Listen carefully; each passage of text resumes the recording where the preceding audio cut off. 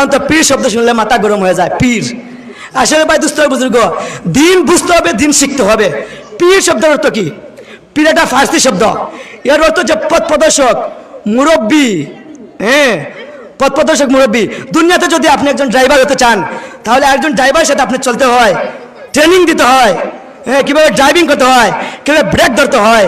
আপনি যদি কৃষক হতে চান, তাহলে একজন কৃষকের সাথে আপনার চলতে হবে। আপনি যদি একজন ডাক্তার হতে চান, তাহলে আরেকজন ডাক্তারের সাথে আপনার চলতে হবে। হ্যাঁ, একা একা কোনো কিছু সম্ভব নেই, একা একা কোনো কিছু সম্ভব না।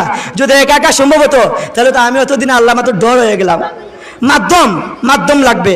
দুনিয়াতে আমরা ঠিকই বুঝি, কিন্তু এই আপনার আমার আত্মা রোগের চিকিৎসা কারা করবেন?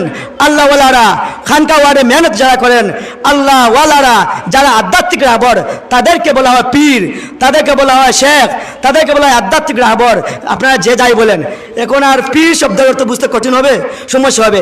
এই ফিকির নিয়ে, আপনাদের এই ফিকির নিয়ে, হ্যাঁ, ইসলামী মাহফিল হয় গ্রামে গ্রামে, মসজিদে মসজিদে ইসলামী মাহফিল হয়, বড় বড় ডাক্তারদেরকে এনে আত্মারোগের চিকিৎসা করানো হয়।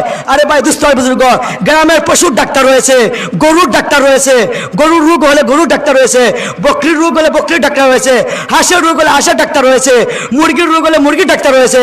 কিন্তু এগুলা ডাক্তার আছে, কিন্তু আপনার আমার নাপাক আত্মা, অহংকার, হিংসা, লোভ, লালসা, কৃপণতা দূর করার জন্য ডাক্তার আছেন না নাই? আপনারাই বলেন আছেন না নাই? একটু মাথায় চিন্তা করবেন, বিবেক দিয়ে একটু চিন্তা করবেন। ও ভাই দুস্থ বুজুর্গ, আপনি আমল করতেছেন, কিন্তু এক সময় আপনার ভিতরে আত্মগরিমা চলে আসবে, অহংকারে ভাব আসবে। এই অহংকারে ভাব আপনাকে দূর করতে হবে। আল্লাহ সোহবতে গিয়ে আপনি এসে সাথে উঠে নামাজ পড়তেছেন, এই সময় যদি আপনার মনে আসে আমি নামাজি হয়ে গেছি, মানে এই সময় একটু ভাব যদি চলে আসে, এটাই অহংকারী আলামত। এখন বলা হয়েছে যে কোনো মানুষের সামনে যদি প্রশংসা করা হয়, এটা আমার মুখের কথা না।